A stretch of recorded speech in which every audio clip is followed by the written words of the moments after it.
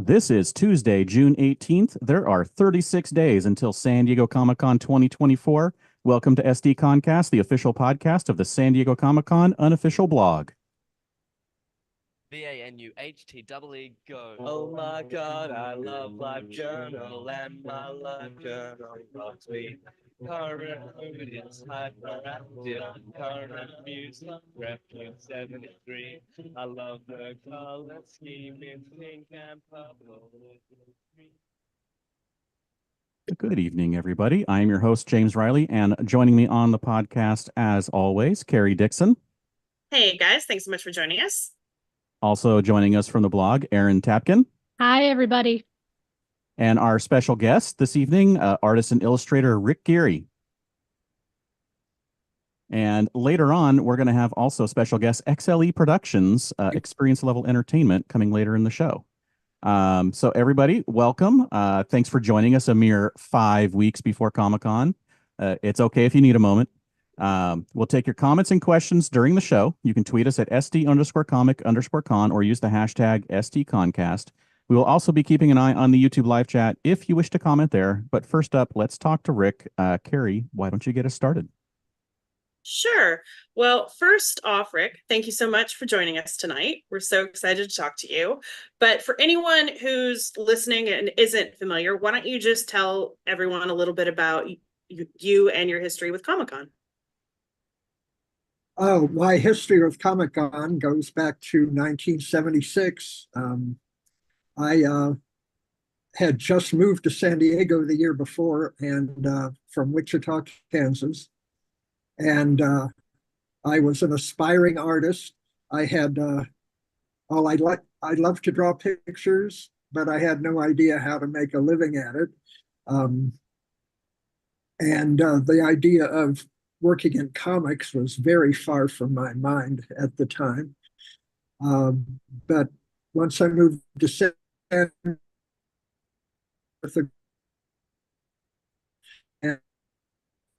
people who were involved with the Comic-Con. And they actually set me up with a free table at the con in 1976 at the El Cortez, where I drew caricatures of attendees. And that was my start.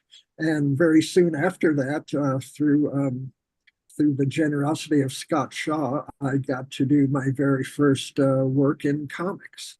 And I just kept working at it. I love to tell stories in the comic medium, and it just mushroomed from there. For any of our listeners who think they don't know your work, you are one of the things you're most famous for is you created the Comic-Con International mascot, the Toucan. Can you talk a little bit about how that design came to be?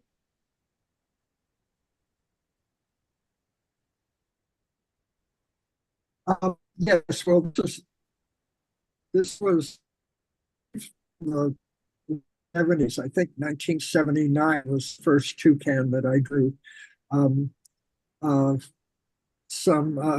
This was through David Scroggie, who was my agent at the time and also was involved in the business end of the Comic-Con. And he asked me to draw kind of a cartoon mascot for the con, just to use on mailings and advertising, something to personify the Comic-Con.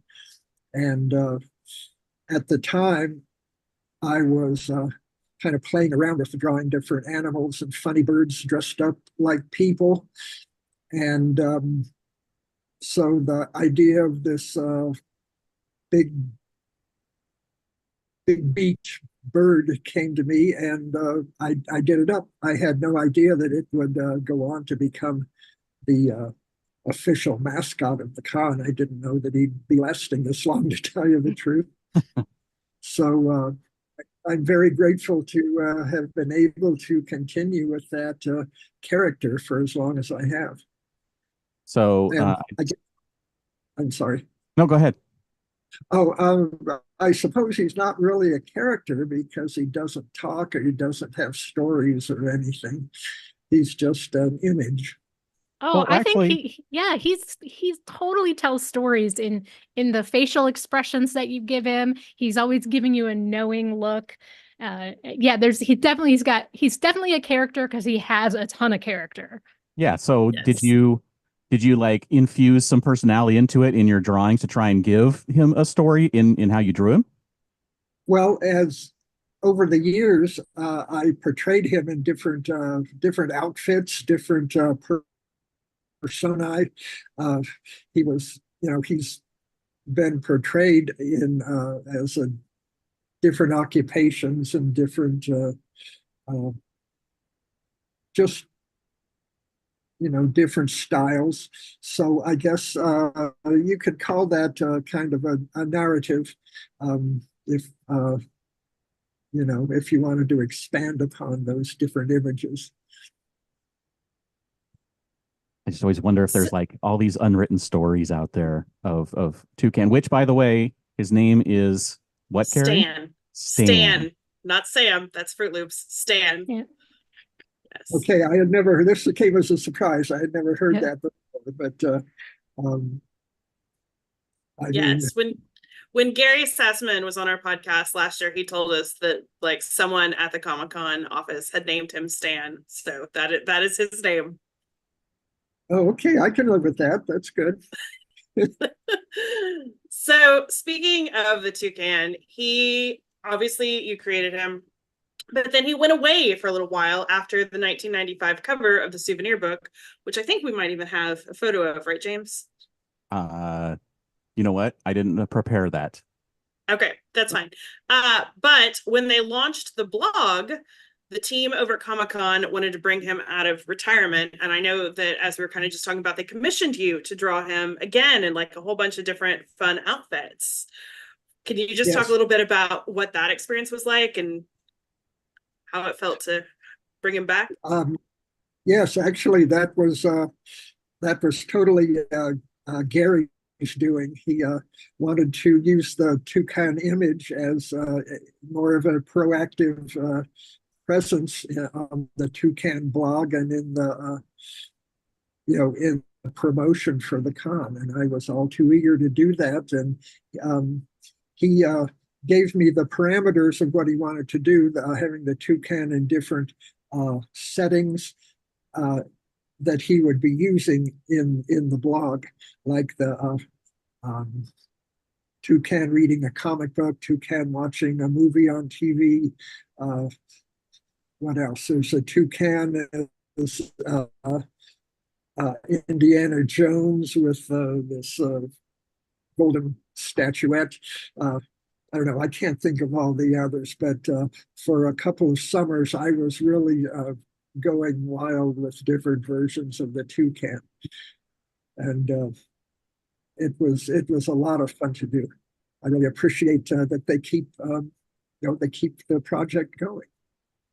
Do you happen to have a favorite version or one particular kind of toucan that's your favorite? I know it's hard to pick favorites.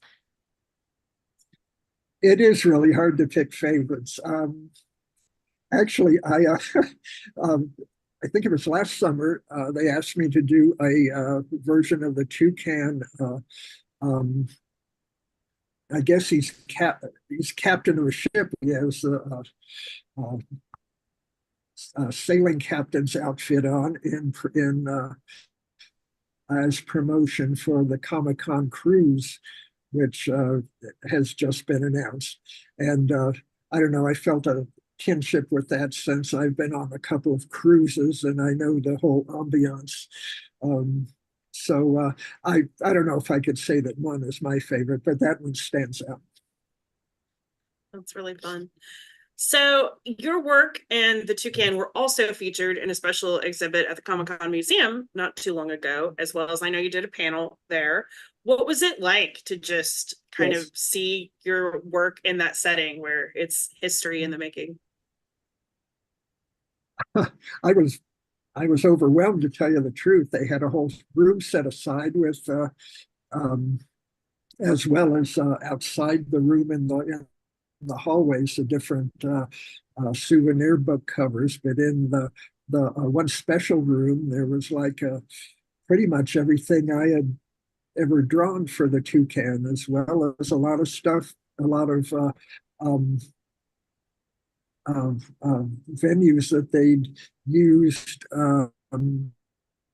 was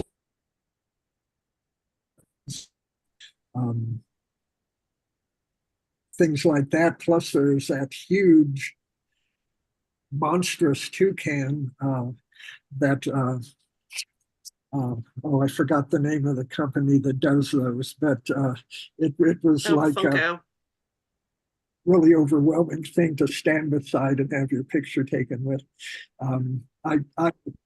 Yes, I was floored. It was just a wonderful experience, and the museum is just great. It's a real addition to the cultural life of San Diego, I think. I found it. There it is. That's the last. Was the last one I did for quite a while that celebrated the transition to the new logo with the big eye. Do you have any of the others, James, that we could show? Yeah. Which one you want to show? I got them all. Wow. Pick some stuff. All right, look at this one. It's for the 25th anniversary. Yes. You'll see in the different versions, his beak grows or shrinks. Mm-hmm. I was still kind of testing out the best Toucan. There's the foliage. Oh, this one also has another character you did. Wasn't that young man in the picture? Wasn't he created for Comic Expo? Yeah, for the trade show, the comic book expo. Yeah.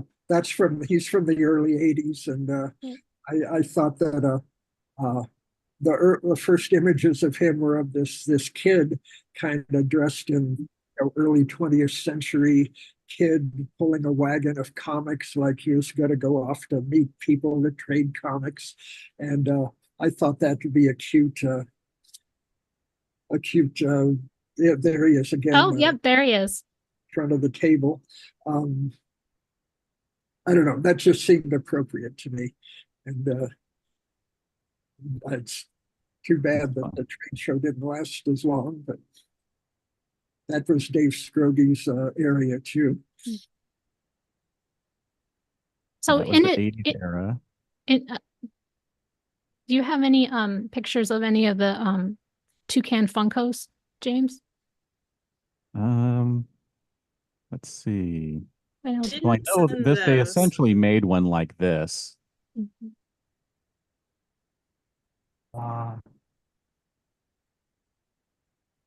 Oops. Yes. Yeah, that's the virtual reality Toucan. Yeah. So great. Futuristic. And I did a steampunk version of him too. So oh yes, that one's really nice. I really like that one. Yeah, I do too. The whole gamut of the con. All fandoms represented. Yes. Well, in addition to the Toucan, you are a very prolific writer and illustrator. You've done lots of books with previously with Dark Horse Comics. I've got a few of them here. You did a series based on the Mask, the character the Mask. This is with NBM Comics. You did several books. Currently, I did a series of 16. A lot of books. Currently, yes. You've been publishing a lot of your books using Kickstarter. This is your latest one that I got. Can you talk a little bit about that method of publishing and selling books as opposed to more traditional methods, for better or worse? Well, I've found a pretty good success with Kickstarter. Sorry, my cat's getting in the way here. I started using that platform back in 2012, I think was the first time. I had kind of broken off with NBM because, well, I won't go into that. It's kind of a sad story. And I wanted to do more self-publishing, and I had moved to New Mexico by that time. And I was really interested in local history. I really delve into local history of wherever I live. But living in Lincoln County, you can't turn around without running into something about Billy the Kid. So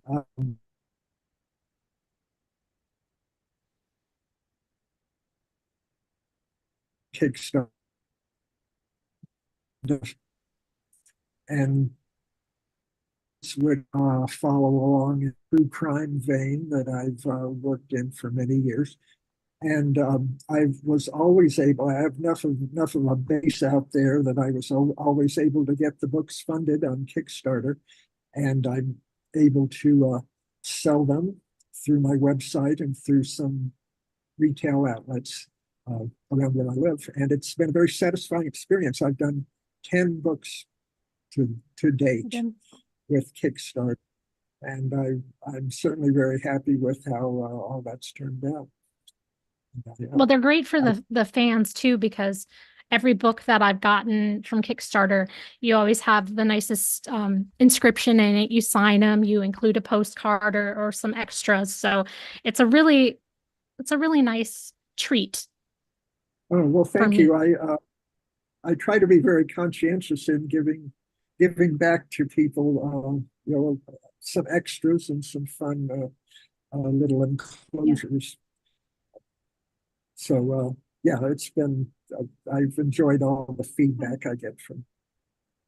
So a couple of your early books, the Treasury of Victorian and 20th Century Murder, actually predates. Right now, true crime is really big, and that predates a lot of the hotness of true crime. What drew you to those first cases that you wrote about? I have to say, yes, the books that that was my very first volume. Treasury of Victorian Murder came out in 1987, and I came to it. I don't know, to talk about my involvement with true crime, I have to go back to the early 70s in Wichita. I straight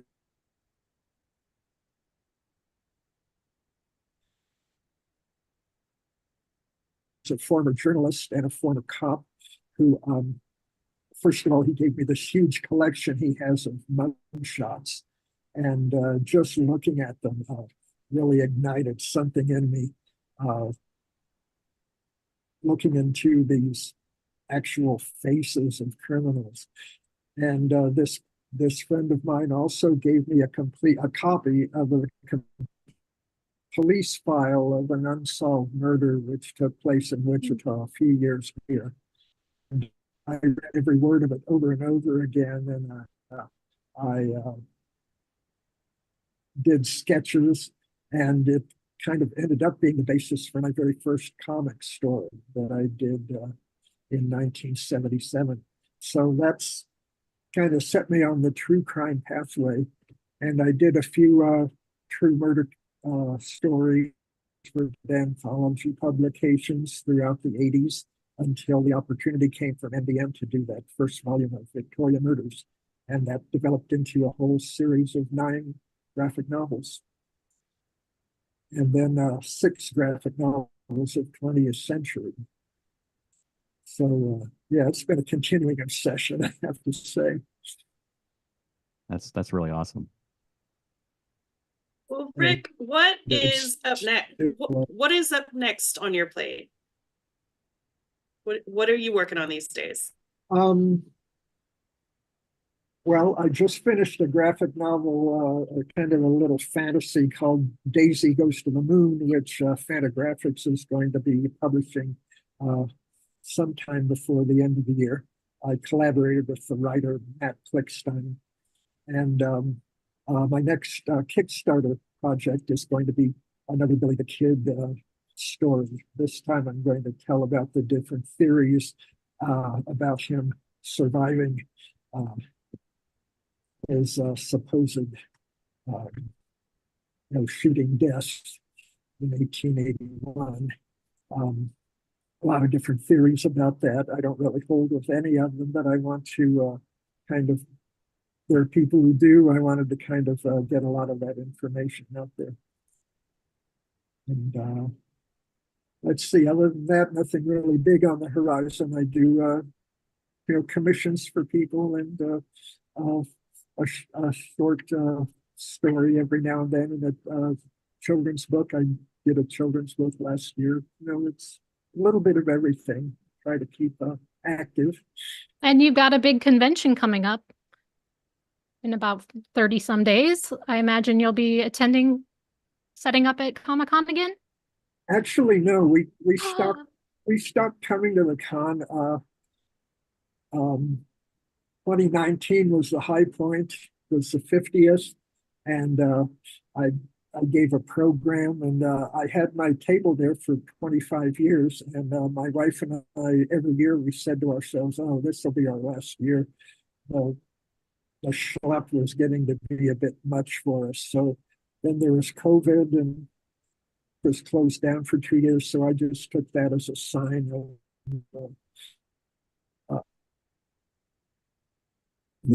and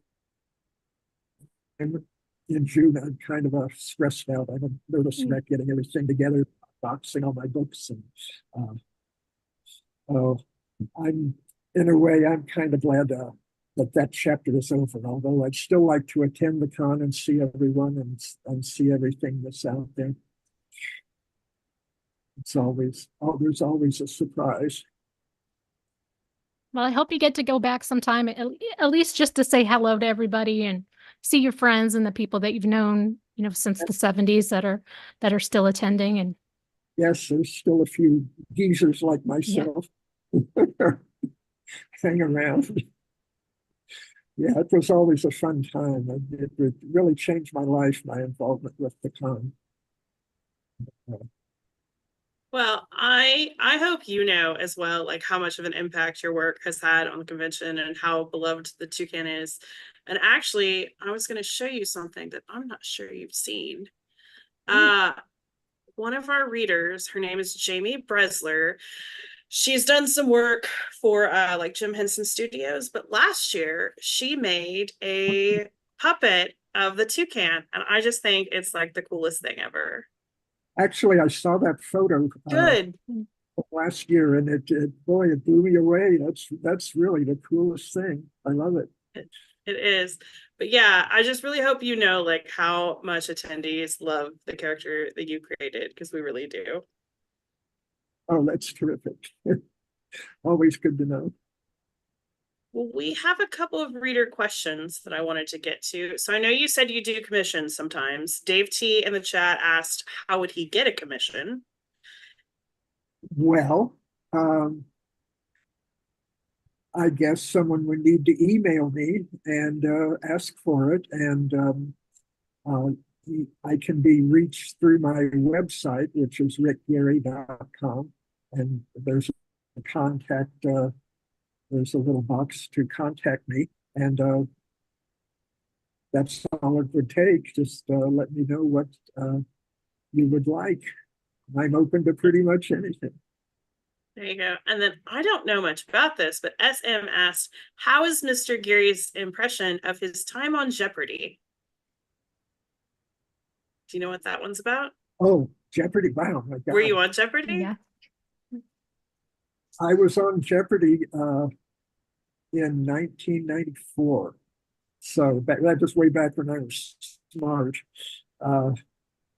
Yeah, it was a great experience. I came in a respectable second place, and I'm I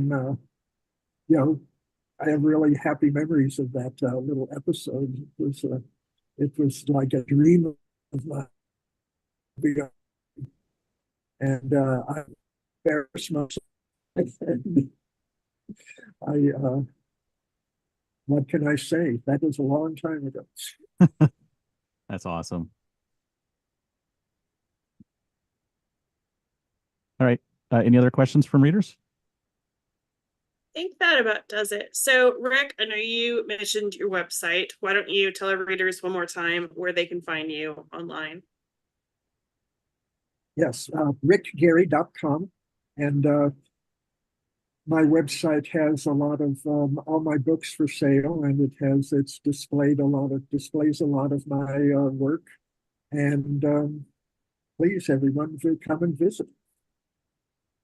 And we hope to see you back at Absolutely. Comic-Con soon, even if it's just walking around saying hi to everybody. That'll Yes. be great. I'd love it. Thank Well, you so thank you. much. Yes, we Oh. really appreciate your time, Rick. Great. Thank you very much. Thank you, Rick. Thank you. All right. So that was only our first guest of the evening. And up next, we have Experience Level Entertainment, also known as XLE Productions. I'm going to let them all in now. So they'll just start popping in here and getting everything set up. So pardon us as everyone connects and gets their audio and video up and running here.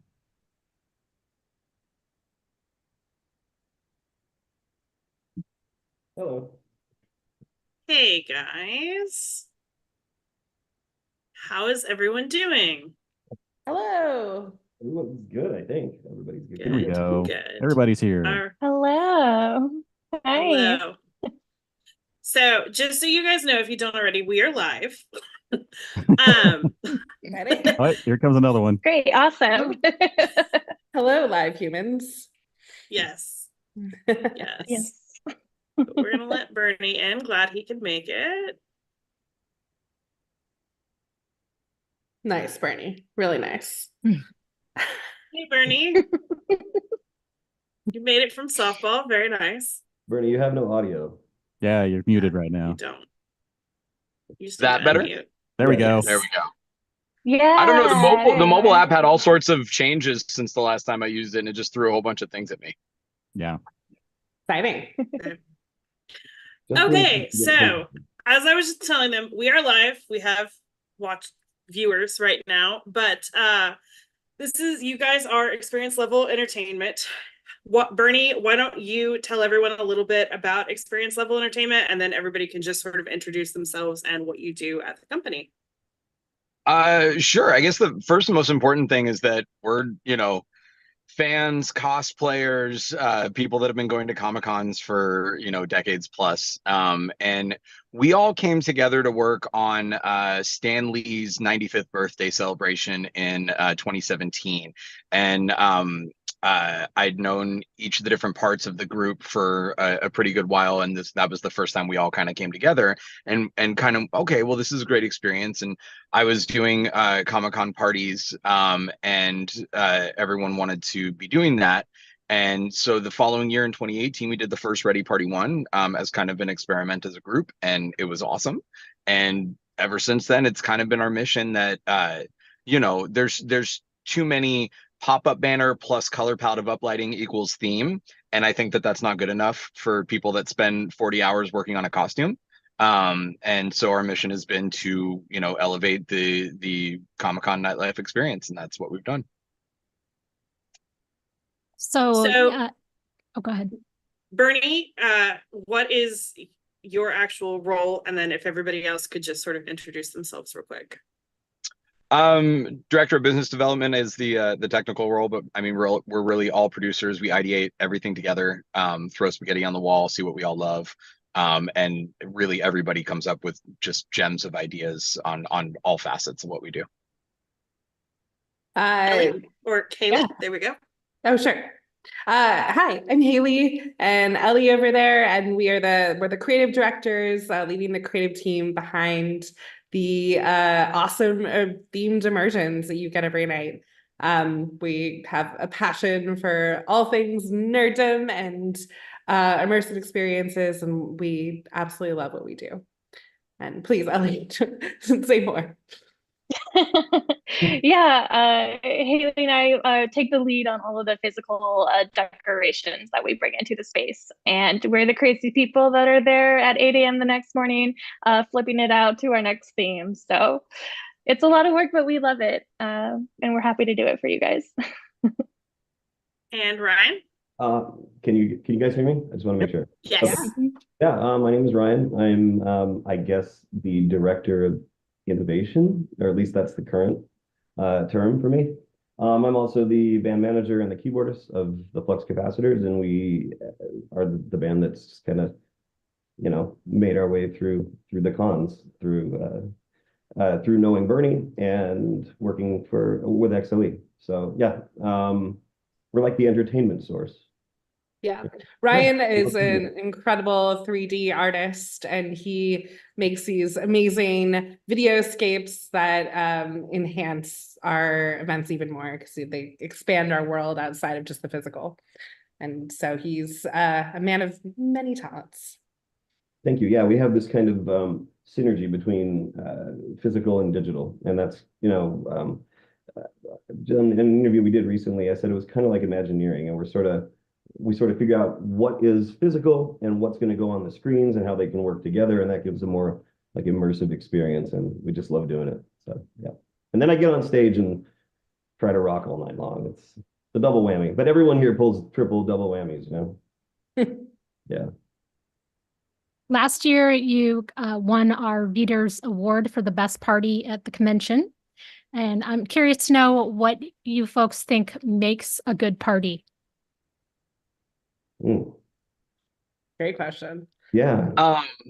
I mean, there's so many facets, right? And I think that's where we always want to hit certain buttons, right? We want it to look beautiful. We want you to walk into an in-world experience, right? And Haley and Ellie have designed like just beautiful worlds for you to enjoy a party, and you're not just walking into whatever the venue was, and there's not just some things to read on a banner that tells you what is going on. Like, exactly what theme you're what's communicated to you visually, physically. Great entertainment on stage, and I think that's got to be varied. I think that there's not enough live music at Comic-Con. I think that everyone gets a local DJ and has the same person spinning for like 6 hours. I DJ as well, and man, that's rough to go for that long. But I think that bouncing people between electronic music and live music is awesome. And varying up the genres is a great way to service everybody.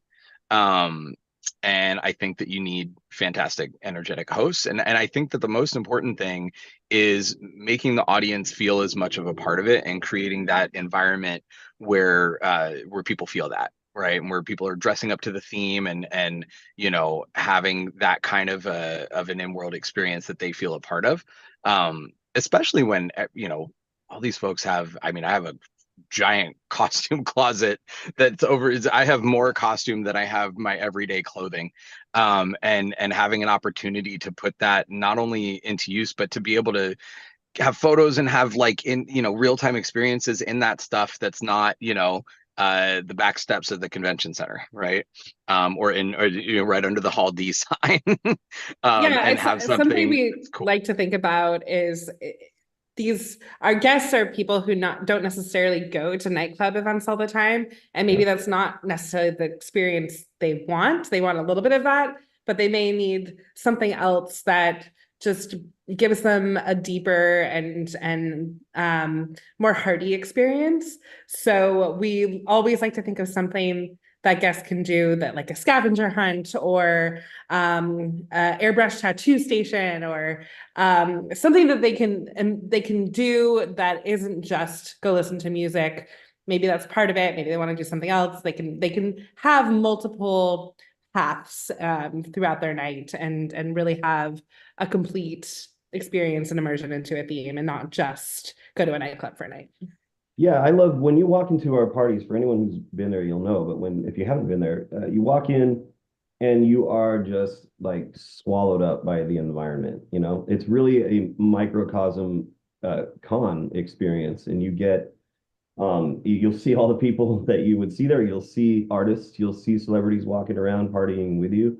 You'll see the amazing props, and you'll hear music that you're familiar with.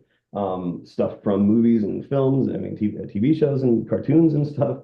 and themed drinks and everything. And we really try to wrap everyone up in this immersive experience. And that's what I love. I love being able to give people that full experience. That's my thing. So you mentioned earlier that 2017 was a party that you did, and then you decided to do Ready Party 1 in 2018 as your first party.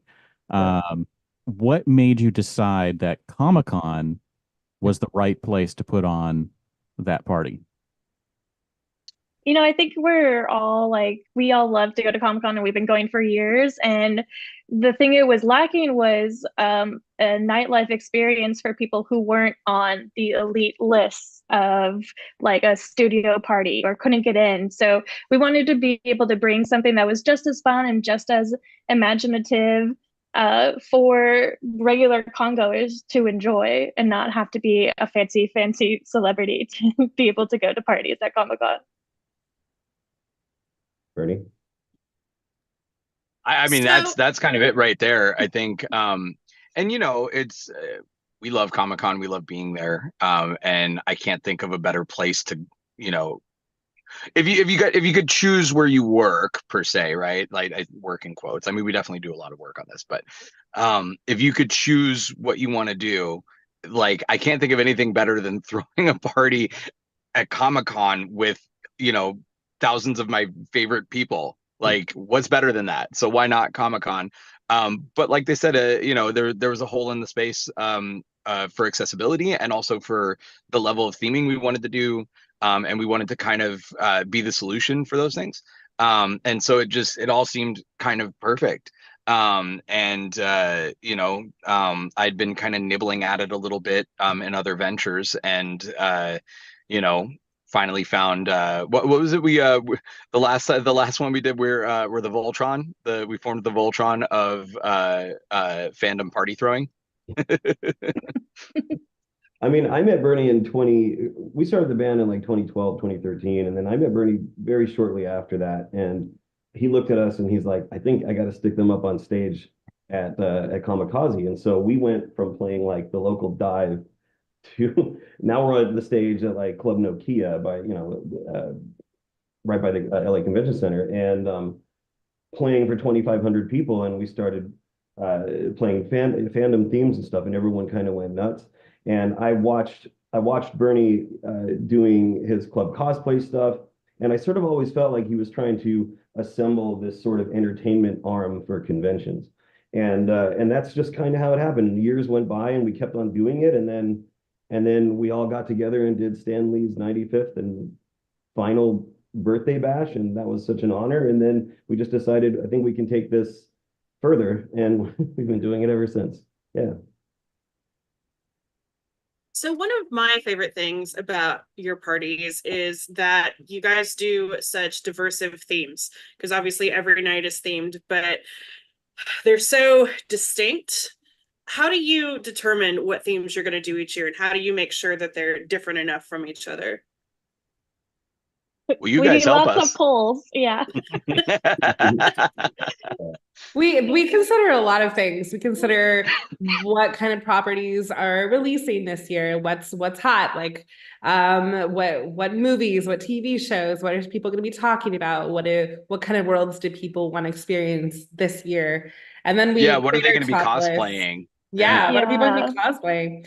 And we create a big list, and Bernie, who has the beat on everything, posted on his page, and people vote, and we put it on our different socials, and people vote there, and we take all that into account. But we also think about what we want to do, what's been on our list forever. So this year, yes, we usually allow ourselves one theme that's just special to all of us that we've wanted to do for so long. Yeah, fantasy has been on the board since the beginning, and we are getting to it now in 2024. Yeah, and this year we also thought about what pairs to decor wise, what are unexpected pairings that can actually play off each other, because we do have to do these massive transformations every day, which is, I don't know, we're insane, but we love it. So we're thinking about what can we use from one party that we can transform into something for another that in unexpected ways that makes sense. And so if you're really looking, you'll see things that have been flipped around or on the backside or something that's used differently or a base structure that has been covered in a different substrate. So just like lots of different we're just thinking about that as we're going. There were a couple top themes we wanted this year, but we just couldn't figure out how to pair any of what we would make for those into a different event. Do you have any sort of examples of that from maybe a previous year where like something was used in a different way from one night to another? Well, we do what we like to call like a quick change for it's like a costuming thing, but we do it for set pieces. I know back in 2019 we had all of these paneling made that one night it was arcade for Ready Party One, and then we were able to flip them around and suddenly they became a new look for like our Stranger Things party or for the Guardians of the Galaxy party that we did. So we were able to reuse. We rebuilt wall pieces in foam core and flipped them, like designed the venue's shaping and then built double-sided things that we could then rotate. Mm-hmm. And the castle structures last year were an awesome example of that too. Yeah, we had castles for Bowser's for our Mario themed party, and then we also were able to reuse them for our gothic look atmosphere that we created for Monsters Ball. So they translated really well. We did a Ghostbusters event called the Slime Ball, and Haley and Ellie put this really tacky, not tacky looking, but tacky, sticky kind of slime looking clear material that was cut out in the shape of dripping slime, and it was kind of sticking everywhere. And so that was great. But then last year when we did 90s nostalgia Nickelodeon kind of theme, they stuck that everywhere too for slime, you know, dripping from Nickelodeon. So repurposing where we can is always good. You know, we try. Smart. Yeah. So you're talking about all these different parties and all these different themes. Do you guys have a particular one that you're proud of or that was your favorite? I mean, you're gonna get a different answer from all four. Yeah. I want to go last. I want to hear what you guys say. Yeah. Yeah, Monsters Ball last year was my favorite. We've done with our giant trees. You may see those again this year. And it was just such a beautiful atmosphere and very different than anything we've done before. And that was really exciting. I think I really enjoyed the Upside Down, which was our Stranger Things 3 event. It was Flux. We had just done an event for Netflix out on the Santa Monica Pier where they recreated the fun fair that was in the show. And like basically a couple months later, XLE, we did the Upside Down, and it was way more immersive than even Netflix was able to do. So that was super fun, in my opinion. That's awesome. I think I have a soft spot for our nostalgia nightclub last year. I mean, it had a really great aesthetic because a lot of things were handmade, but like that was the 90s. Like that was what the Nickelodeon aesthetic was.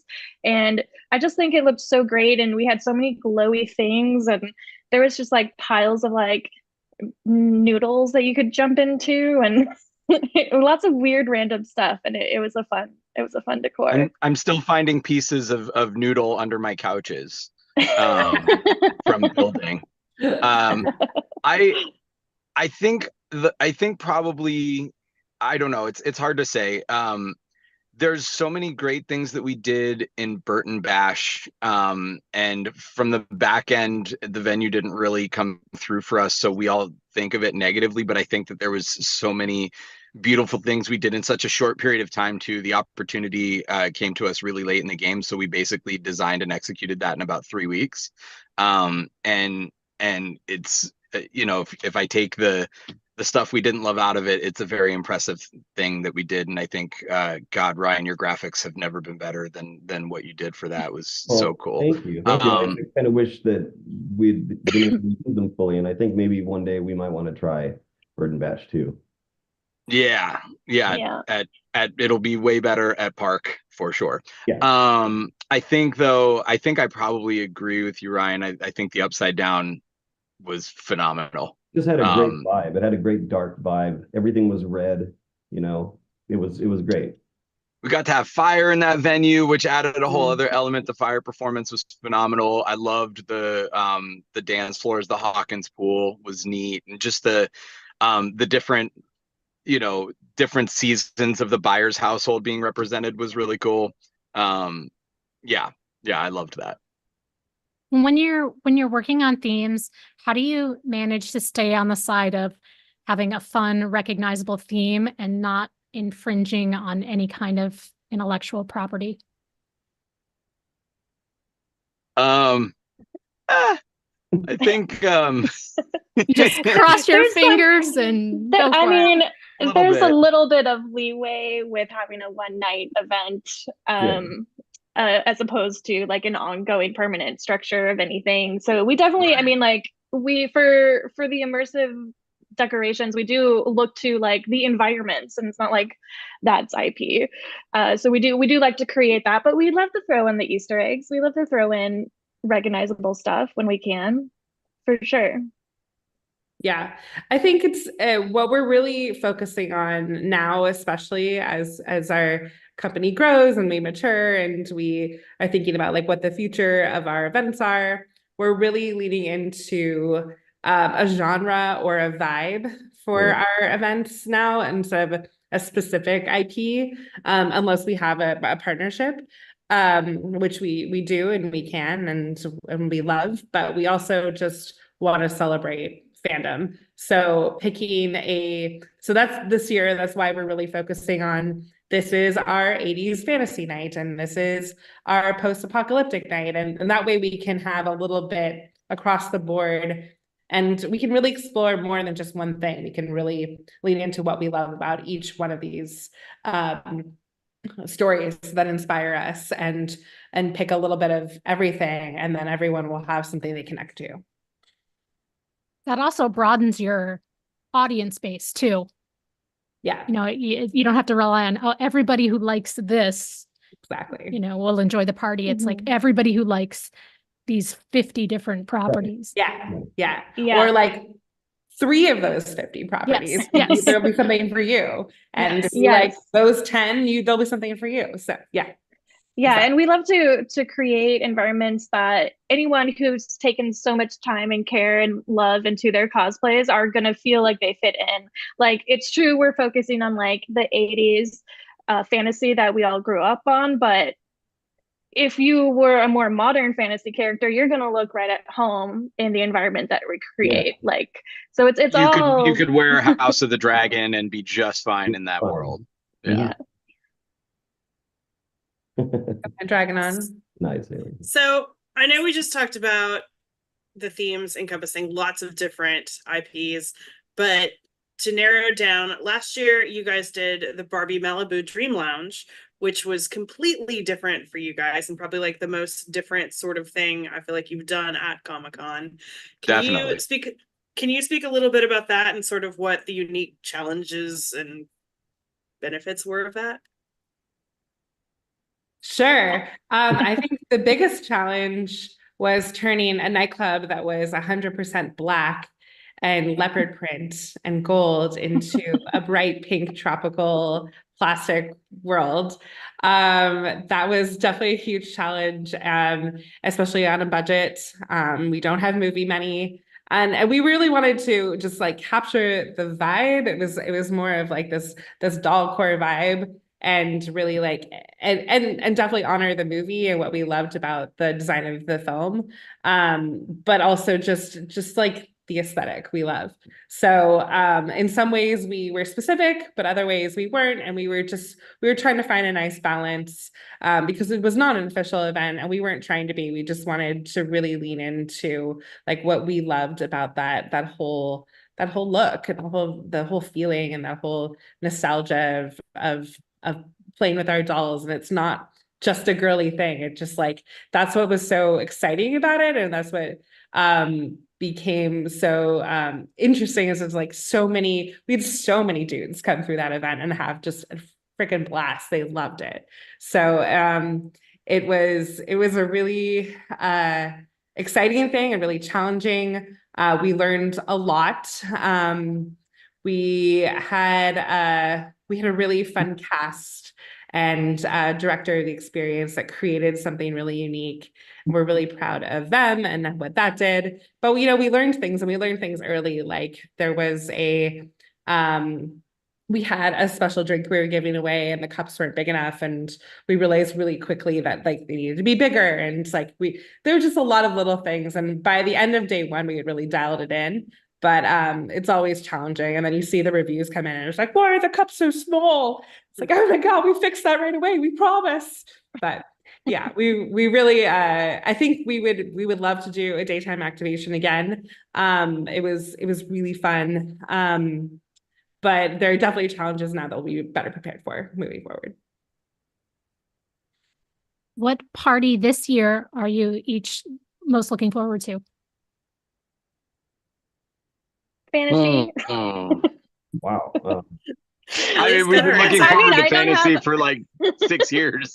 Yeah. I know. I think it's all of our favorites, but I'm excited for all of them, honestly. Like we just had a really big day of brainstorming, Haley and I, the other day, and all the ideas we're throwing out there. Just like just really excited and jazzed about everything. We'll see what we do. It's exciting. It's opposite of what if you were to tell me these 3 genres, I would tell you fantasy is my number 1. But I am super excited about the Party Apocalypse. I've really loved the Fallout show last month or 2 months ago when that popped. And a lot of that kind of stuff is out there right now in Furiosa. And it's gonna be, I think, the most different from anything we've done. So I love that element of it. The music is going to be totally different, and I'm super stoked about that.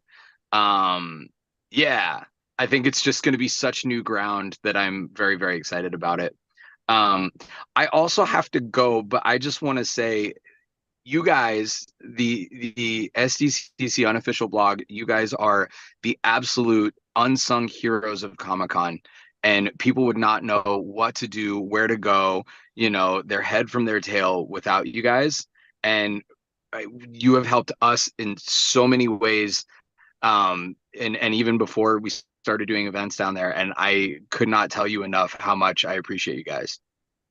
Well, we love you thank guys, you. and we are always happy to help with anything. So we Okay. love to hear that, though, and I really do appreciate that, Bernie. Love it. And I'll catch the rest of this when I can.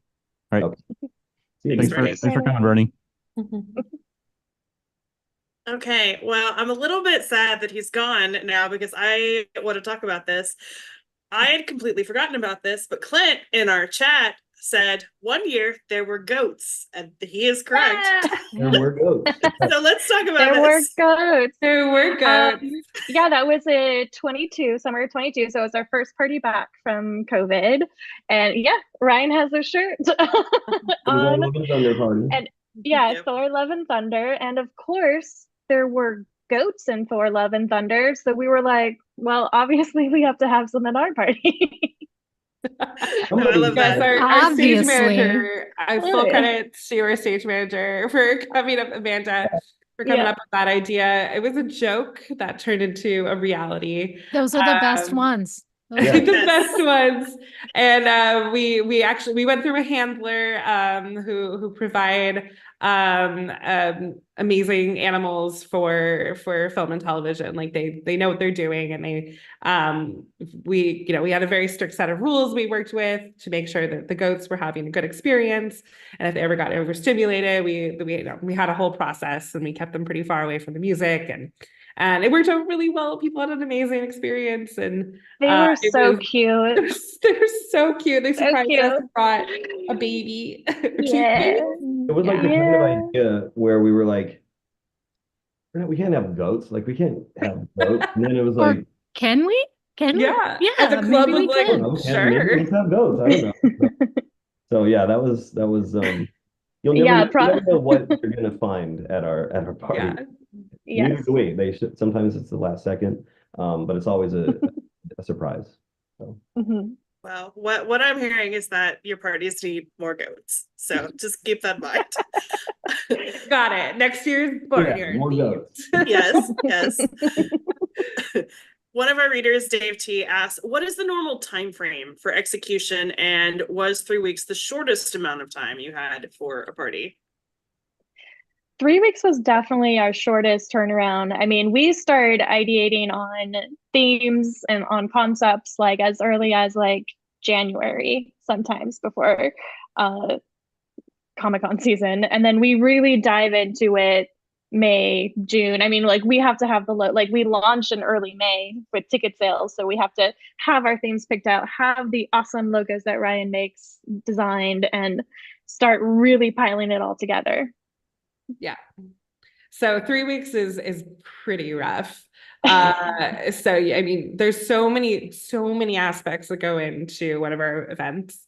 You have to find the talent and book the talent, and that includes a DJ and the band and all of our amazing dancers. We love to include all sorts of ambient performers and dancers and theme. Make sure they have costumes. Make sure they know their music. So there's just so many pieces, and then of course all of the decor and finding all the rentals and building what we need to build, and then all the logistics of like when is load in and all those things. The digital graphics and the videos, and we did projection mapping for Burton. Like we did everything for that party that we would do for any other. We just did it in 3 weeks while we were still planning our Thor and Love and Thunder party with Goats. When I hear Haley's recap of what goes into these parties, I don't know how we do them. I don't know. We do it for love. I mean, this is how large is the team? Sorry? How large is your team? Well, there's 5 of us in XLE. It's the 3 of us here, Bernie, and then our coworker Alvin, who is not here tonight. And then Haley and I usually call on the help of our friends or call on the help of artists in our community, in our circle, to help us during fabrication and installing. Yeah. We have like a battalion or an armada of friends who are professionals in their industry and just people who just love doing artsy stuff. And that's something I think that I would really like to get across, is that we're not some corporate, entity that's coming in to try to entertain you. We are the con goers. And we rely on the people that go to the conventions too. So it's just this big group effort, and it comes together, and it's always pretty amazing. And the only reason we charge for ticket sales is because we need money to put into this party. Like that's the only reason, because we're not studio backed. So that is the reason we're charging for tickets, is because we have to put on a great show for you. So absolutely. Yeah. And venues during Comic-Con are not cheap. Oh my God. I think. No, they are not. No. It's part of the reason why we haven't had a Saturday party, because you think they're expensive during Thursday and Friday nights, but they are insanely expensive for a Saturday night. Yes, we do our very low scale party on Sunday night when no one else does anything for a reason. Saw that. That looks like fun. Yay. Yes. Okay, so I know we talked a little bit about some of this year's themes. So why don't you guys just give a quick rundown of the different nights and the themes? Sure. Okay, Wednesday night, we've got our Legends of Fantasy party, celebrating 80s nostalgic fantasy. Which is a Ready Party 1.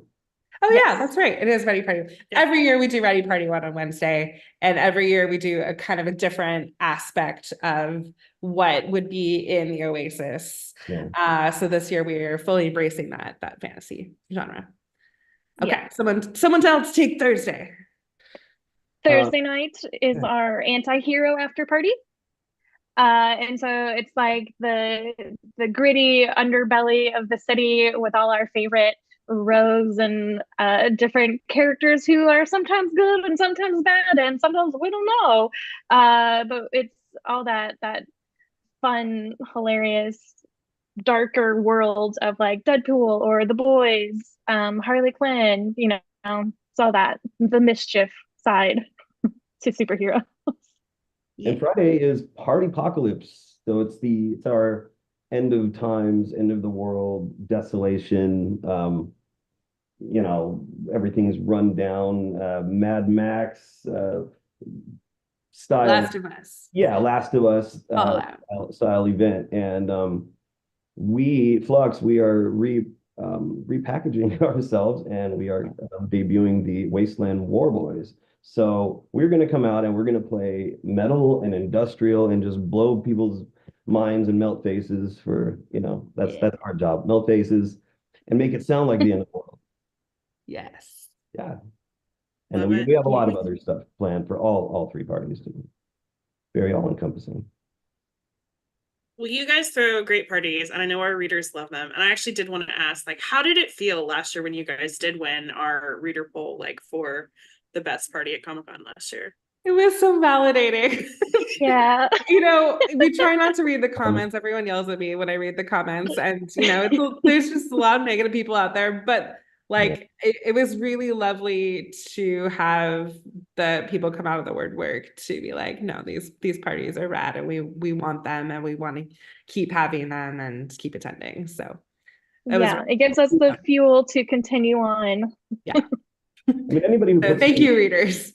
Yeah, yes. Thank you, everybody. And anybody who puts themselves and their talents or skills or whatever out there is gonna have they're gonna hear negativity and they're gonna hear positivity, and you just sort of persevere. And then so when we get recognized like we did, that it just felt really good. So thank you guys for helping along with that.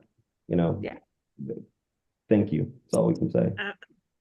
Absolutely. Well, I mean, you guys did all of that yourself. All we really did for that side of it is put up the poll, and then the fans voted for you guys. And I love that, since you guys are more of a fan-based organization. Like, I think that's really special. Well, for anybody who does not have tickets yet, why don't you tell our readers where they can get those? Yeah, you can go to xleproductions.com, and there it will be links to all three of our events. And one more thing, we have VIP tickets, which include our VIP Villain's Lair, which is taking over the space that our Malibu Dream experience was last year. So you'll still get a really cool VIP lounge, as well as some other perks. So yeah, there's going to be performers specifically for VIP. We'll have a specific photo booth down there. You have your own bar, your own DJ. It's a really great space, and we're ready to deck it out. And they can also go to partyhqcomiccon.com. Is that right? Yeah. I remember that URL. Yeah, Party HQ Comic Con, and that you can also get your tickets from there. Yeah. There you go. All right. Well, thank you guys so much for joining us. This was really fun, and we're looking forward to seeing this year's parties. Awesome. Can't wait to have you guys. Thank you so much. Thank you. Have a great rest of your show. Yeah. Thank you. Bye. Bye. Bye-bye.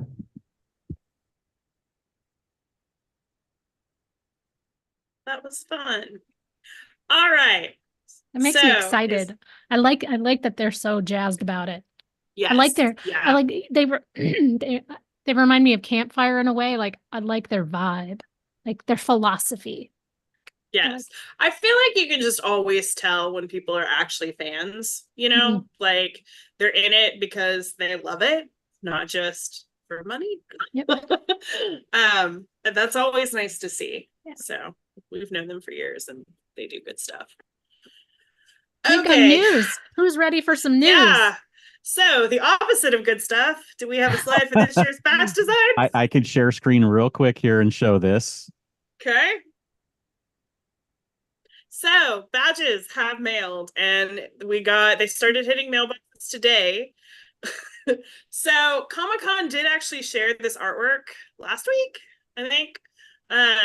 Which is it's literally just Paramount Plus, Mountain of Entertainment, and a whole lot of blue space. And at the time we were like, could that be the design? Because they tweeted last year, like the boys one, like the actual key art, but we were like, but surely that won't be the badge. And then the badges came, and that's the artwork. I mean, we thought maybe they're going to give us a variety. Maybe they want to surprise us. We assumed it was going to be, you know, something on Paramount Plus, but we It's not good. No, there's a lot of open blue space on that. there is. And There's a lot of so I would call it maybe wasted space. maybe It that's is. nice quick little sketches you can get in Artist Alley on that Autographs space, on the fly. autographs. You can Yes. doodle, you can put stickers. Yep. Just don't cover up the important parts. Yeah. Well, with one exception. If you take a photo, cover up your name. Not Like with like this. something permanent, but just like this photo, cover up your name. And we'll get into why here in a second. But I want to talk a little bit more about this design first. So first of all, I think we should all just be grateful that Comic-Con even has a badge sponsor. I know that, like everybody these days, they need all the help they can get. We love you, Paramount. Thank you for supporting Comic-Con. Super excited to see what you do at the convention this year. But having said that, if you spent all this money on this badge, really wish we could have gotten a design that was just a little bit more. Just a little bit more. Just a little bit. And I think that's fair. Yeah, that's not bad to ask. That's completely fair. No.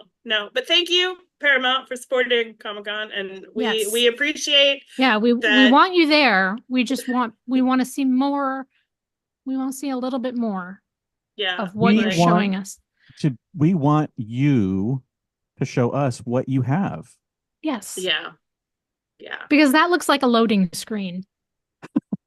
I'm waiting for the logo to like start hitting the Considering boxes. how many lines we have to wait in, Mm-hmm. it's very accurate.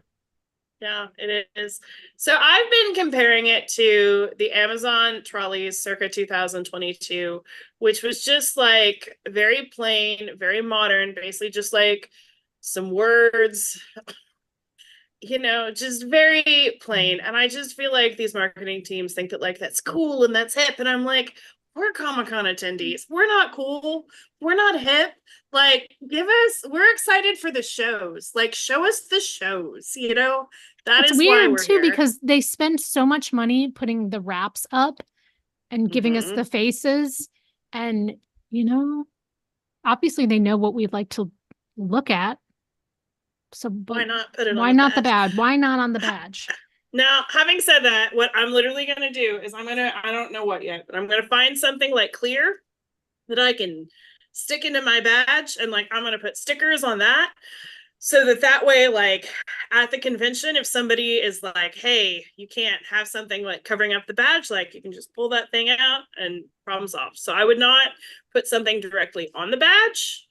I don't even know that I would put something directly on the holder, but it is a lot of blank space. So I'm certainly going to try to fill that up. Yeah. Everybody can do what they want. Yes. Yeah. Okay. Moving on to parking. Group 1 went on sale on Monday. There are some convention center spots being held back for Group 2. We have confirmed, which will open up this upcoming Monday. Those are the only 2 groups this year. The general sale to the general public will open on July 1st. TBD, if they're going to hold back some convention center parking for that. I think they're going to see how Group 2 goes. But if you did not sign up for the lottery, or if you did not get an email about the lottery, then you lost the lottery and your date is July 1st. Sorry. No news is bad news. News is bad news in this case, yes. Mm-hmm. You are not group 1 or 2. You are group everybody. All right, we have a new visual guide from our friends at Parks and Cons. They put together a guide to quick eats at Comic-Con, which we all need food. Make sure you eat at least one decent meal a day. And they have a guide for the things that you can get in on the run from one line to the next. So we have a post on our site, or you can check them out on YouTube, Parks and Cons, and find those Comic-Con tips. And Parks and Cons also caught sight and got us some pictures of the new Snowpiercer trolley. Now, this one caught people by surprise because there were some people that hadn't even realized that it was going to have a final season on a new network on AMC Plus. So many people. I know. I was many people shocked. didn't know this. I was shocked. That starts on July 21st, by the way. But yeah, it was real nice to see that. trolley. Good for Yeah, them for yeah. putting some money. Obviously AMC believes in it. I think I said this the other day, but I'm really hoping that we get some more AMC plus wraps, because this is the first one they've ever done. And granted, if you're gonna do anything, the show about a train does make sense to wrap a trolley with. Does make a lot of sense. But I still hope there's more than one show. If they could put like some fakes, the fake snow blowing things, the things that blow fake snow, maybe they could put it on top of it and then it would snow around the train. Turn it into a whole event. I'd be okay with that. That would be pretty cool. Put those at the stations. Yes, there you go. Next up, we had news about the new Collider panel, the producers on producing, but now we have the standard panel that they have been doing the last few years, which is directors on directing. And this year, it looks like they are bringing Antoine Fuqua and Roland Emmerich. And I think that's all that they've announced so far. We don't really have any other information except they can, of course, you can expect some surprises. Yep. And we have a few more artists that have opened up their pre-show commissions. Andy keeps a great track of those on our site, on our list of open artist commissions for San Diego Comic-Con. Our latest one today was Jacob Chabot. He also added Bill Walco within the last few days, Sweeney Boo, Leanne Hune, Riley Brown. There's a whole bunch of them. I feel like there's more this year than we've ever had. I haven't counted that. There's also some like names we haven't had before, which is also super awesome. But there's definitely stuff for every single taste. There's a few. If you get on there and you might see some pictures and you might notice that some of the folks are crossed out. There are a couple that have closed. They've all filled up, but there's so many that are still open. So please check that out. So many. Real quick, I wanted to get to a reader question in the chat. James, this is mostly for you. Megan Rodriguez asked, this would be my first year parking. Is it difficult to actually get in because of how crowded it gets because of the street closures? Would we have to get there early if we got parking at the Bayfront?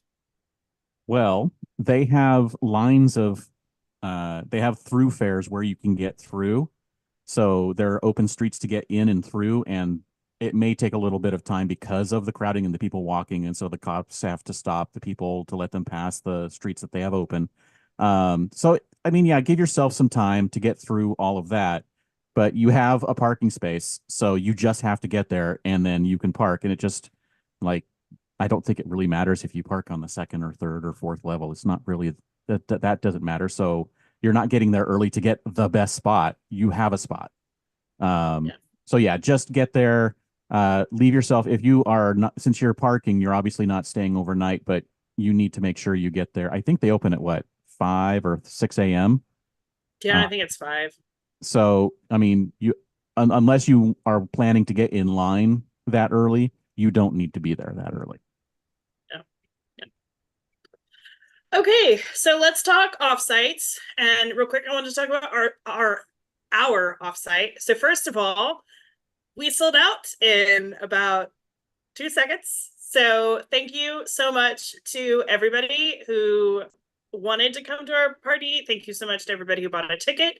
For anybody who didn't, we're very sorry. We've never had this kind of response before. So I don't know, like, if we do this in the future, maybe we need to look at a larger venue. And also, there are a whole lot more Taylor Swift fans at Comic-Con than I thought. So thank you guys so much. We are so excited for this party. Or they just want to hang out with us. Maybe they're us. Or they just want to hang out with us. Or they just want to hang out with us. Or both. Or they're both. I think maybe the option is there are a ton of Gary fans, and the art that Val did is so awesome. My God. Like, it's amazing. I have to get pieces, something, keychain, whatever it is. I need something with that art. And so they were all just really concerned about getting the swag. She killed it. And if you are on our Patreon, you have heard me and Sarah. Sarah was drunk. I was not. But both of us just basically screaming at each other about how Val's art changed our lives. It is so good, you guys. And we've only shown you the artwork for the party.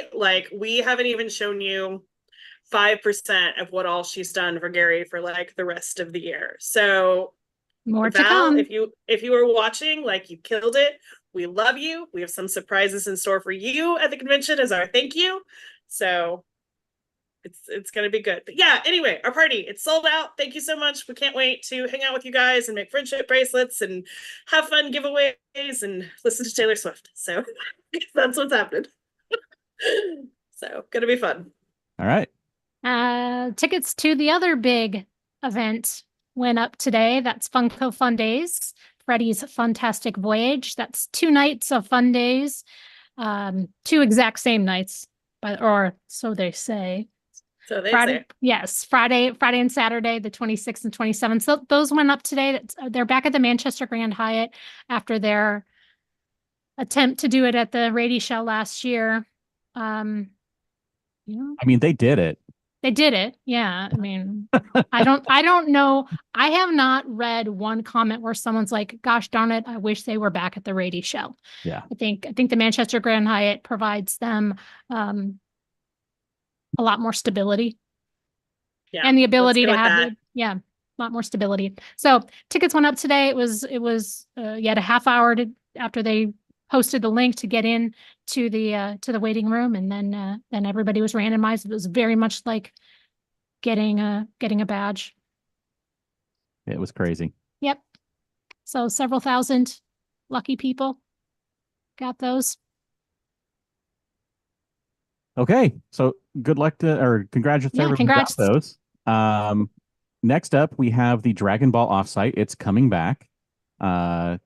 And so you can expect it to be over on the San Diego Marriott Marquis Marina Terrace from Wednesday, the 24th, through Sunday.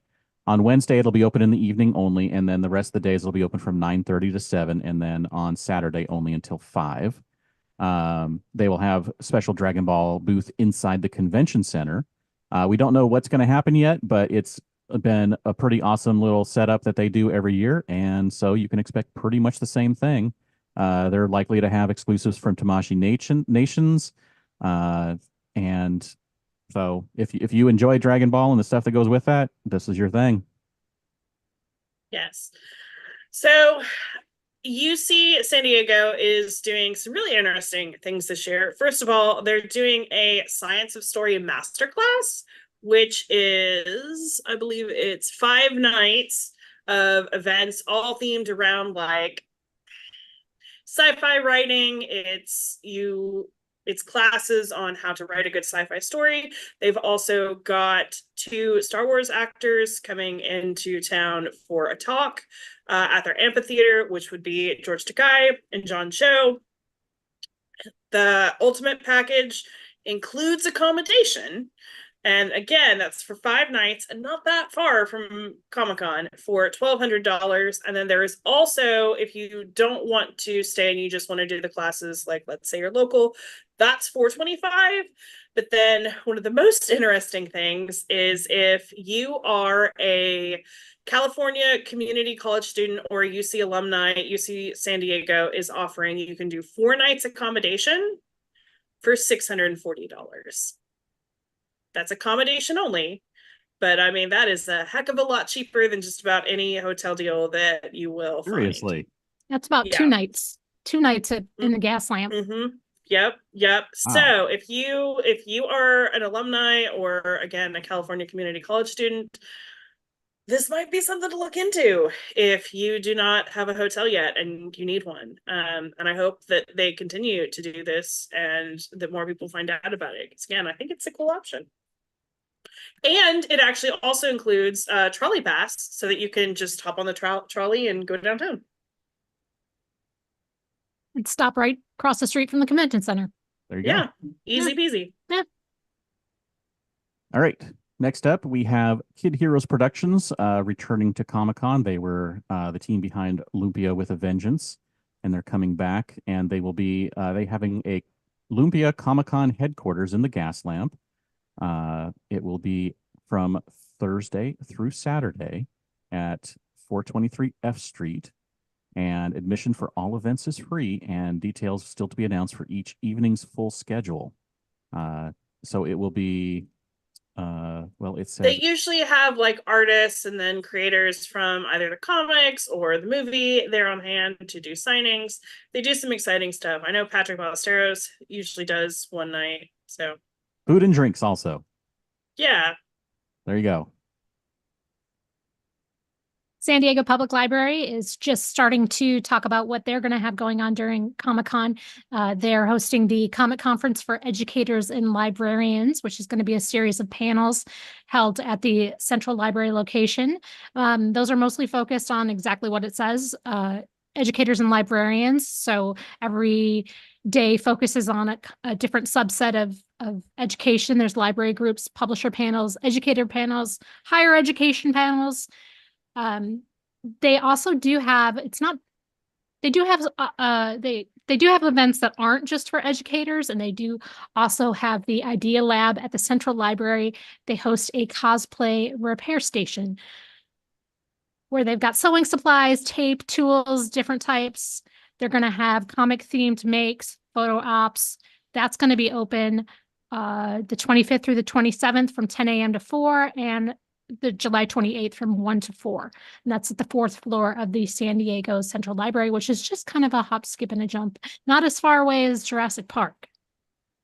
Nothing's that far away to walk, but yeah. So if you're an educator or in the education field, you'll want to watch out more for their panels. Yes. And then finally on Offsite's Mission Hill, which was a animated show back in 1999, is celebrating its 25th anniversary this year, including a stop at San Diego Comic-Con. They will be doing a show on Thursday, July 25th, where fans will be treated to 3 fully restored episodes of the series, shown in theatrical quality 4K, with the original soundtrack restored. And it'll also be a chance to talk to the creators, some of the actors, and just kind of learn like what would have happened after the show ended prematurely. We spoke to co-creator Bill Oakley. You can find that interview on our website. Tickets are only $25 to $30 with VIP packages also available. So you can find all that information on our site. And that's it for Offsites, yes? Yeah, that's it. Yeah. That's it. Real quick, Signed In Podcast said Dino Nuggies, never forget. That's right. Never forget. Never forget. Okay. Okay, on to exclusives. James, you want to kick us exclusives. off? Yep.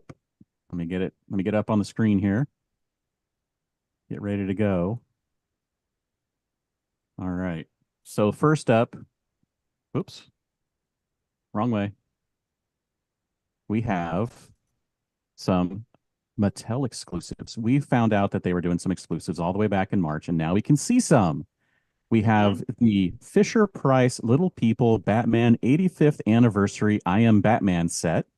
This will be $40. It features a bunch of different Batman in the Little People design. And also, we have the Hot Wheels Batman Collector set. Features 6 different Batmobiles and a small figure of their driver.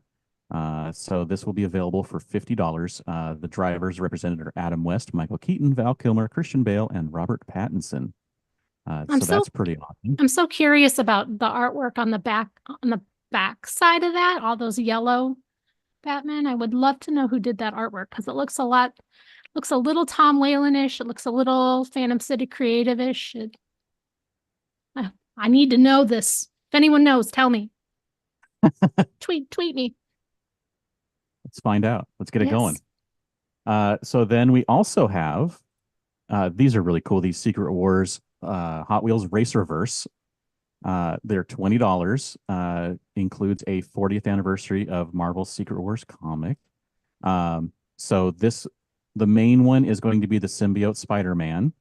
And there is going to be a Wolverine Chase variant, features the Secret Wars version of the character in a mini X-Men jet.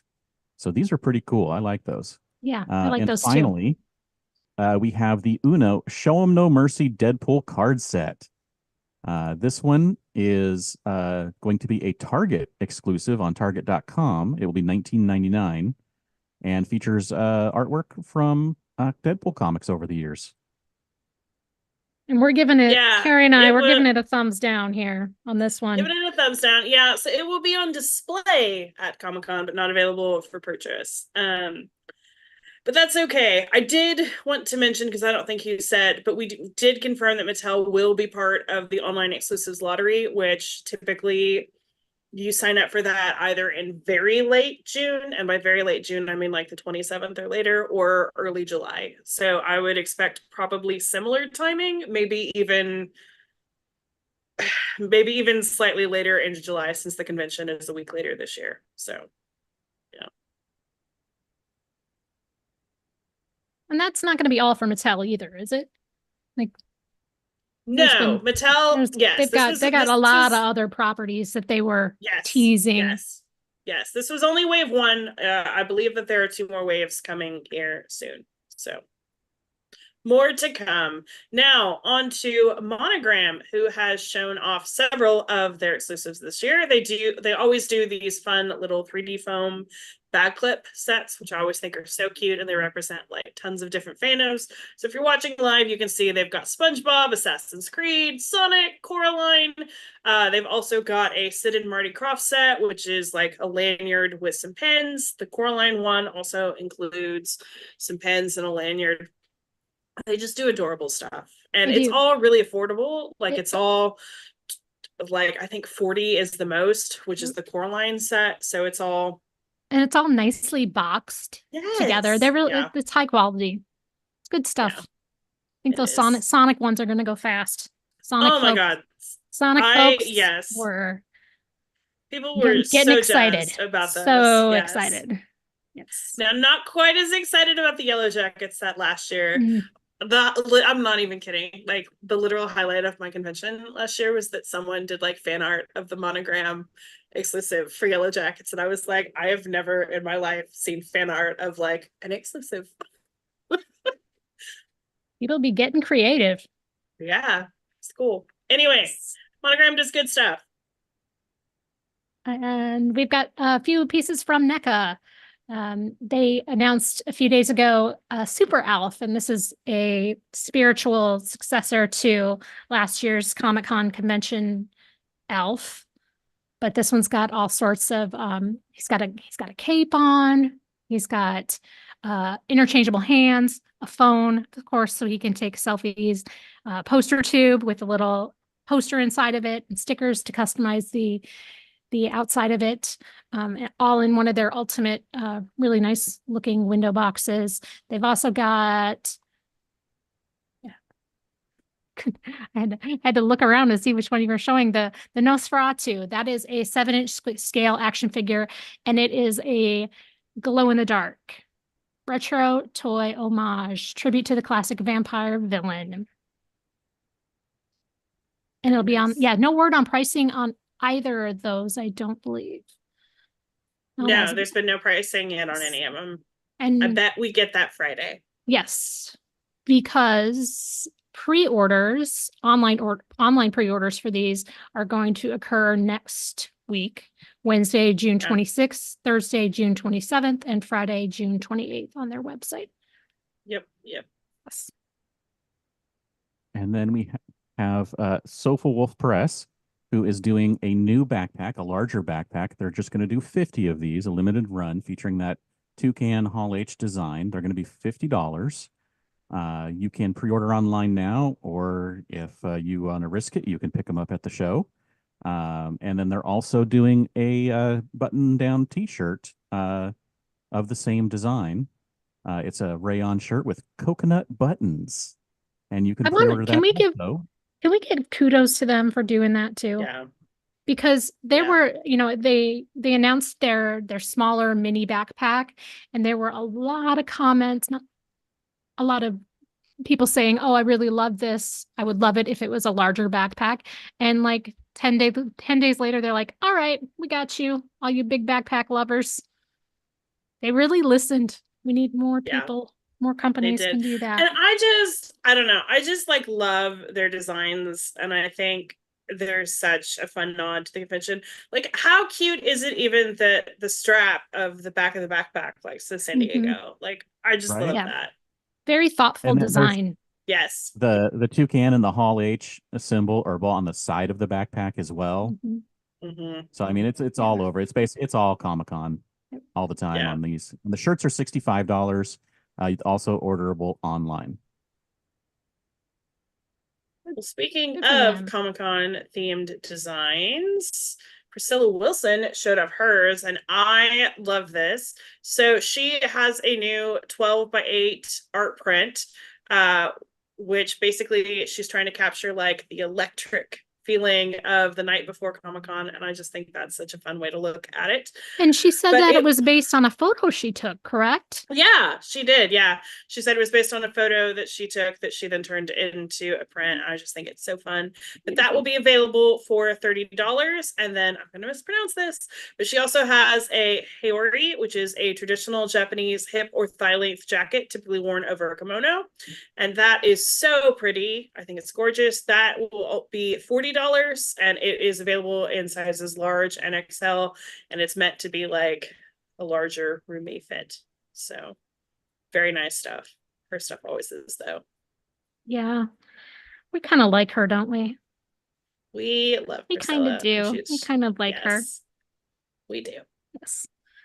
And we've got another piece from Jada Toys. And this was their third and final piece, if I'm remembering correctly. Yes. This Yeah. is Yes, Ultra. they said final. Okay. Ultra Street Fighter 2, the final challengers. This is a pink Chun-Li figure. She is pink. Booth is 4149. Yes, $35 or at select retailers. It's a 6-inch figure. I'm guessing it matches the size and everything of the other ones. And inspired by the game. Yeah, good stuff. One of our favorite things of the week that I think are going to go like that is Naoko Malali showed off some What We Do in the Shadows pens, and these are so stinking cute. They're based on some stickers that she did last year, which I think maybe got a little bit overlooked by the gorgeous Wednesday print she did, but that is not going to be a problem this year because she only made 50 of these, and I've seen probably like 300 people be like, oh my God. But they will be available for $15 each, or you can get the 2-piece set for $25. And if you want this, I would definitely head over there sooner rather than later, since they are limited to only 50. Yep. You might see us over there too. These are on my list. Yes. Yeah, same. For sure. All right, is this Fat Rabbit Farm we got next? Oh, yep. Yes. So Fat Rabbit Farm had some of their exclusives actually go up. They're having 2 waves of exclusives, and they are the first wave, which is this one, launched today online, and I believe as of a little while ago there were only 10 pieces of one of them. Carrie, do you remember which one was down? Yeah, he posted the Star Wars bag and then the purple bag. Okay. So in the upper left corner there, that's their Galaxy Donuts, which features some Star Wars characters in the shape of donuts. It's available in their crossbody bag. It's also available in the full-size backpack down below that. There's also 3 other, I don't know if we have all 3 of them there, but we don't have 3 because there was the one was the same with the colorways. Gotcha. We've got the Strawberry Delight on the bottom and the Happiest Sweets on Earth. Those are also the crossbody bags. And then 3 very cute dad hats as well. The dad hats are limited to 30 a piece at $32. The crossbody bags, the 2, the Happy Sweets and the strawberry one are limited to... Strawberry is limited to 50. The other one is limited to 25 in each color. There's also a blue color for that too. Yes. So you're gonna, if you like those, you'll want to probably order them sooner rather than later. Yes. Much sooner. Yes. Okay. Were you able to get these last minute slides done, James, or no? No, but I will show the website. Okay. I was gonna say I can do that, but if you're gonna, that's totally fine. There we go. So up next, our lovely friend Val Hochberg showed off some of her new acrylic charms for this year, including this brand new Spider-Man, which is so stinking cute. Oh my God. It's limited to 40 pieces, and all of her charms / keychains will be $12 each, or you can get 3 for 30. But she's also got, if you want to scroll down, she's got Harley Quinn, and then Eeyore and Zero, which aren't new, but they're new to Comic-Con. And then she's also going to restock some of last year's sold out charms, including Figment and the Hatbox Ghost, which I have. And what I love about it is you can see those are not 2 different charms, they're different sides. So it's like on each side, you know, his head moves. I think that's cute. That's awesome. Yeah, love Val. I hadn't heard. Who's this Val you speak of? Right? Never heard that name. Little Shop of Pins. We've got their first exclusive, hopefully the first of many, but this first one is an exclusive 2.5-inch Betty Wow enamel pin with rose gold plating. This one is going to be limited to 400 pieces, and it'll be available for $14. There are also going to be, they do mention that there is going to be a second open edition one, so not limited, and that's going to have black nickel plating. That's going to be online only. Yep, during the con. And then finally, for the exclusives that we're going to show you, at least, is Patrick showed off his print today, his latest one. And I love this one. This is not even like his big exclusive for the year. And the fact that this is so detailed and it's not even his big reveal is, as always, just shocking to me. But this is going to be an 11 by 11 print. It's called All Are Welcome, and it's basically trying to encapsulate that, like, no matter who you are or what you're into, like, Comic-Con is for you, and I think that's a really lovely thing. It's going to be limited to 275 pieces. It will be available all days of the convention, including preview night, for $35, and each one comes signed and numbered. So I think it's just a really fun print with lots of fun little details. The more I look, the more I feel like I'm discovering new things every single time I look at it. It's a lot of fun. Yes. Yeah, and go ahead. I need it in I want a mouse pad that looks like it. I also want to use it as like my wallpaper on my computer. I need a lot of it. It's just really fun. Yeah. And I will tease that we have seen his big exclusive for the year, or at least like most of it. And I am so excited for that one. Yeah. Okay, so there's been tons of other exclusive news on the site, all of which you can find on our exclusives page. But how do you say this one, Erin? Distillery. Distillery. Okay. Yep, just Distillery. Okay, Distillery has they're doing their first art toy. It's really pretty. JYK All Day showed off. He does a Pop Wagon series, which is basically where he does pop culture characters as if they've opened up a food truck. He did an X-Men themed version of that. It's available for pre-order now. Alex Ross showed off the first couple of San Diego Comic-Con exclusives, including an X-Men piece, Superman, and then they will also have a limited quantity of their Batman Scars piece at San Diego Comic-Con. We also got updates from Martin Sue, who today, actually, he showed off. He's going to have some new Ted Lasso Cats mashups. But then in addition to that, he's also doing some Bridgerton Cats, which I think is super fun. His online store will open in early July for pre-order. More details still to come.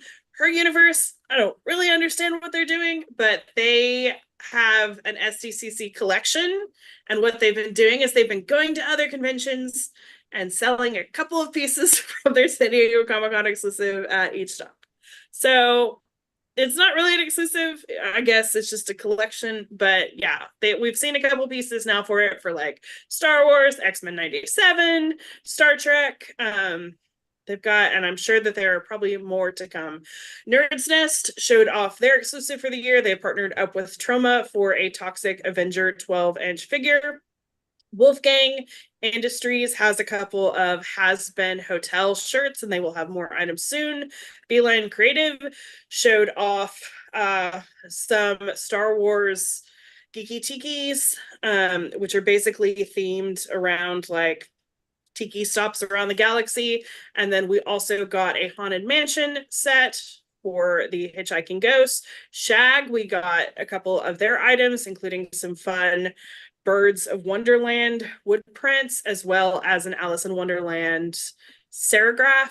No word on pricing yet on those, but we should hear more soon. Kotobukiya showed off some trading cards that they're giving away for free at both Anime Expo and San Diego Comic-Con. Tentacle Kitty has some cute little plush exclusives. And then finally, the Loyal Subjects showed off their first exclusive, which is a Teenage Mutant Ninja Turtles Foot Elite figure. I think that about does it. That's it? That's all? Oh, so after a few weeks of me going like, that's not very many exclusives, is it? And all of a sudden we've got like 20 in one week. A bounty. Yep.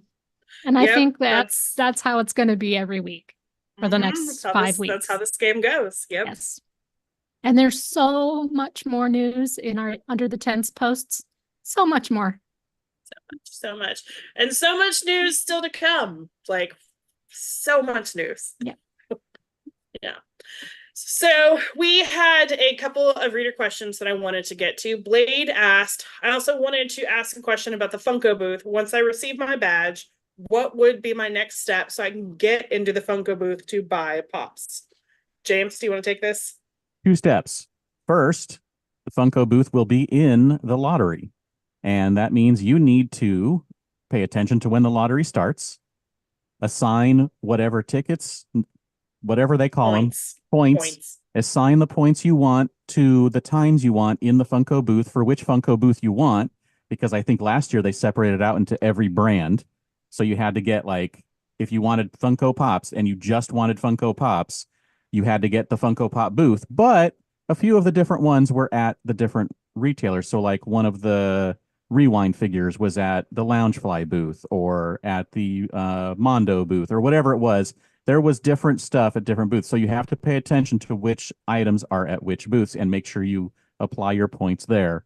But the majority of Pops are going to be at the main Funko Pop booth. So you assign your points for each day.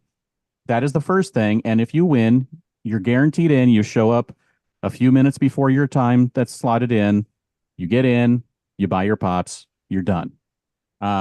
The other way to get in is to wait until at some point after those lottery winners are done in the afternoon. And you have to get in line at some point. I'm not sure exactly when. And then they announce that it's open for everybody and you're in line and you get in and you buy whatever's left. So the one thing that I will say about this, that I'm very curious. Well, actually, I want to say 2 things. One, they do this like fan rewards thing. It's already closed, but where you can enter to try to win access to the booth. Last year when they did it, you could enter separately for Funko and Loungefly. This year, there was only Funko. So I'm actually really curious to see if this year, like maybe Loungefly is either not part of the lottery or if it's like combined with Funko. So that whole thing may be different. So I'm really curious about that. I believe it does say, if you look in the small print on there, I believe it does say that the reward prize is only good for products at the Funko booth. Okay.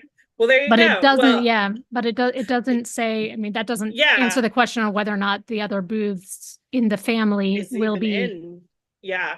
So I'm really curious to see how that plays out. And then I don't think you mentioned, James, but maybe I'm wrong, that like normally after like 3 p.m. or so, I think it's around 3, yeah.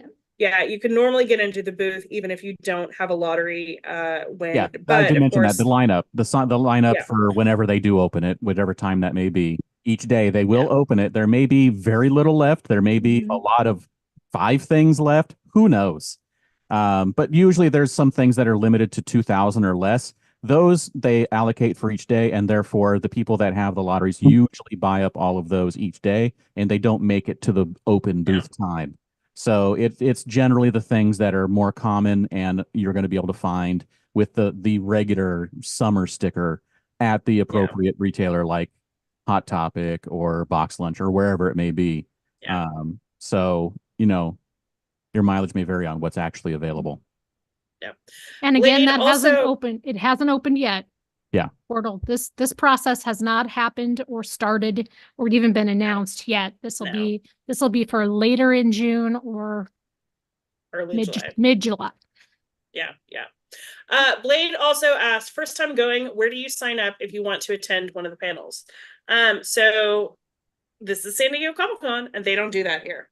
If you want to attend a panel at San Diego Comic-Con, you line up, you put in the time, and hopefully you get in. Most panels now, you probably are not going to have to wait crazy amounts of time for it, but it all depends on what you want to do. If Marvel is there on Saturday night, Hall H, you're not just going to walk into that. But most things outside of that, if all you care about is just getting into the room, it's not too bad. The full programming schedule will come up 2 weeks before the convention. And at that point in time, James and I, and probably Aaron, will do a podcast where we break down like what time we think you need to line up for each panel. Because they also don't clear rooms Comic-Con, which means that somebody can absolutely like show up and sit there all day, and many people do. People camp out for panels. Like, it can get intense, so prepare yourself now. Set your expectations and decide how important things are for you. We do not, just be clear, we do not cover all 1,000-ish panels that Comic-Con runs during the 4 days. We will cover the larger rooms and a couple of the smaller things that we find interesting or fun or strange or whatever. Yep. So hopefully we haven't scared you too much. And the nice thing about Comic-Con is that you get out of it most of the time what you put into it. So it's Planning. all up to you. Yep. Planning. It's all about planning and dedication. And I feel like I feel like Blade's in the right place though. Like, yes, you're asking the right questions to the right people. You're following us. 100%. And everybody has to gonna start get some somewhere. answers. Mm-hmm. Yes, I highly recommend like reading through some of the guides on our site, especially like Sean Marshall over at Parks and Cons does visual guides every year. And I mean, obviously we don't have the 2024 ones yet for programming or like his on-site visual guide, but go check those out, and that will also help you really kind of understand like the lay of the land. Those are great resources. Watch last year's, because there's usually not huge changes from year to year. So if you watch last year's, you'll be like 98% prepared for this year's. Yeah, totally agreed. Okay, and then Dave T asked, which Taylor Swift song will James be singing loudest at your offsite? James, do you even know a Taylor Swift song? No. Okay. Shake it off. No, shake it off. There you go. There you go. Yeah. You know one. That's the one he will be singing. Oh Lord. Okay. I should have named a song that wasn't a Taylor Swift song. That would have been hilarious. Would it have? Okay, so I think that about does it for reader questions, unless anybody else sees anything. I don't think that's so. it. Okay. Then let's do our roundup. We have an attendee of the week, which you can apply for. You answer some questions, and then every Friday we celebrate that week's winner. We would love to get some more folks in, especially if you're a girl. No offense to the men. And then the other thing that I wanted to talk about, which we have not really talked about on here, is, you guys, I want friendship bracelets to be a thing at the convention so bad this year. So like, please join me in making some friendship bracelets, so that we can like just give them out and trade them at the convention. It doesn't matter what they say. Like, they can say anything you want. So please join me. I have some too. I'm gonna make one. Taylor Swift is a big doo-doo. You can keep that one. Yeah. I'm sure you'll find somebody out there that would want it. I'm very sure you will. I'm not gonna make that one. And then, if you don't already know, we do have a Patreon. We are so grateful for our patrons. You guys help keep the lights up, and we do try to give you guys some perks. So like for our party tickets, we allotted the majority of tickets to them, so they got first dibs at them, and their version of the tickets took an hour to sell out as opposed to 2 seconds on Monday. So it's just all that money goes right back into either the site or the party or other things that we do for you guys, giveaways. So we greatly appreciate our patrons. Yes, thank you. And to wrap up today, thanks again to Rick Geary and everyone from XLE who joined us today. We'll be back next week with more news, more exclusives, and we have another guest next week and a bit of a change. Yeah. So we will be joined next week by Creative Riff, which is the team behind the FX Offsite every year. And they've also done some other really fun ones, like they did the, oh my God, Abbott Elementary ABC Offsite. They've done some other really fun ones. So we're really excited to talk to them behind the scenes. But that will be on Wednesday next week, not Tuesday. So not the same bat time, but the No. same bat channel. Correct. We also have a newsletter, which we are sending out weekly. Yay! So, yay. So you Thank can you, sign up for that Sarah. on the bottom of our site. Thank you so much, Sarah. All right. Thank you again, everybody, for joining us, for watching and or listening. Erin, where can we find more of your work on the internet? You can find me on all the socials at Bavarian Erin. Carrie, where can we find more of your work on the internet? You can find me basically talking about Tom Hardy and Taylor Swift over at Carrie Dixon on Twitter. James, where can we find more of your work on the internet? I'm everywhere at Dan Riegel, and you can check out The Citizens of Lorcana, a podcast about Disney's Lorcana, the new trading card game. Also, thank you to Beth, our producer, for editing the show and creating the slides and all the little things that get this podcast done. Yes, thank you so much, Beth. We are on iTunes. If you'd like to subscribe, the links are up in the blog, or you can search for SDConCast. If you like what you've heard so far, please review us. We are also on Stitcher Radio and Spotify, and the links are in the show notes. If you want to get a hold of us, you can send us an email at info@sdccblog.com. Find us on Facebook at facebook.com/sdconblog, or tweet us at sd_comic_con. Everybody, thank you for listening, and go Shawarma. You can, Toucan too.